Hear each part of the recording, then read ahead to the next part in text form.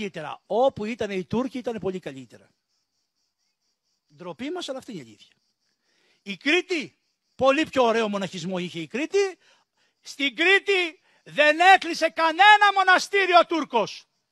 Ενώ στην Ελλάδα με διάταγμα του Όθωνα κλείσανε άπειρα μοναστηράκια και κλείσανε εκκλησιές και πήραν τα λείψανα των Αγίων και τα πετάγανε από μέσα από τις λειψανοθήκες και κρατάγανε τα ασήμια για να τα κάνουν μισθό για το κράτος. Την ίδια ώρα οι άνθρωποι που ήσαν υπό τους Τούρκους κάνανε τις διαδικασίες τους. Γι' αυτό, κυρία Αρβελέρ, έλεγαν οι άνθρωποι 1000 φορές να δω του Τούρκου το σαρίκι μες στην πόλη παρά να δω τη αν καλύτερα να μην δω κανέναν. Καλύτερα να μην δω κανέναν. Ούτε το ένα ούτε το άλλο. Αλλά αν είναι κάτι να διαλέξω, προτιμώ τον Τούρκο παρά το Φράγκο.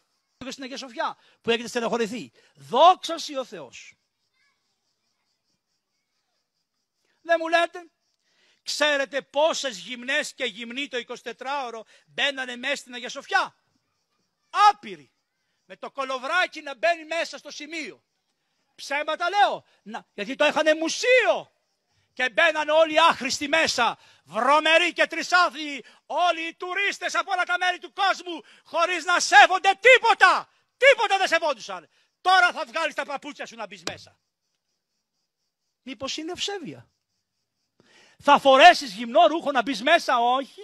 Θα σου φοράει το βρωμοτουρτέ, αυτό το ρούχο, το φουστανάκι, το τουρκικό και θα μπεις μέσα χανουμάκι, μια χαρά ντυμένο θα είσαι. Θα φορέσεις και την μπουργα να μπεις μέσα. Γιατί δεν σ' άρεσε, αλλά γυμνωνόσουνα και έμπαινες μέσα στην Αγία Σοφιά. Μήπως είναι διόρθωσης και δεν είναι κατάρα. Σας πήρε ο πόνος για την Αγία Σοφιά. Κι αν η Αγία Σοφιά δεν ήταν ο Τούρκος, η Αγία Σοφιά θα είχε πέσει. Ποιος θα τη συντηρούσε, ποιος, το γένος.